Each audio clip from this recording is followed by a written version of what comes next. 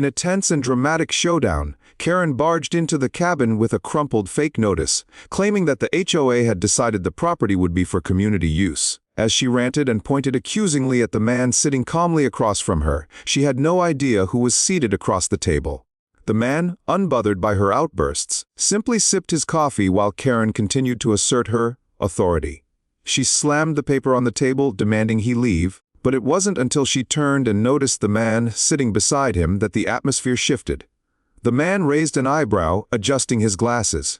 "You might want to be careful with your words," he said with a calm, steady voice. "You're trying to evict me in front of the state attorney general." For the first time, Karen's confidence wavered. Her face drained of color as she realized she had just insulted the one man she should never have crossed. With a forced smile, Karen tried to recover, explaining that she was only following orders from the HOA board. But the Attorney General didn't flinch, calmly taking the fake notice from her hands. As he examined it, he discovered the seal was outdated and the document was a fraud.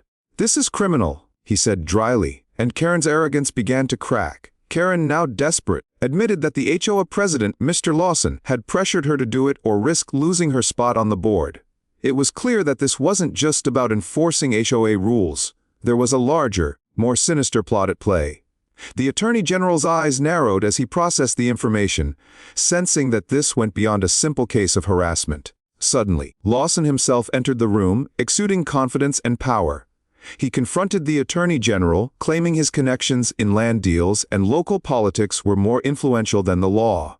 But the Attorney General remained calm and composed, pointing out that Lawson's threats had already been recorded and streamed to the county server. The room shifted in an instant. As Lawson's mask of control began to crack, the Attorney General revealed his true power, showing Lawson that federal agencies were only a phone call away. Lawson's bravado faltered, and he realized that his empire of intimidation was collapsing. As deputies arrived, Lawson's men hesitated. It was over. The Attorney General, now in full control, ordered Lawson's arrest for fraud, extortion, and conspiracy. Karen, defeated and trembling, asked if she'd be targeted as well.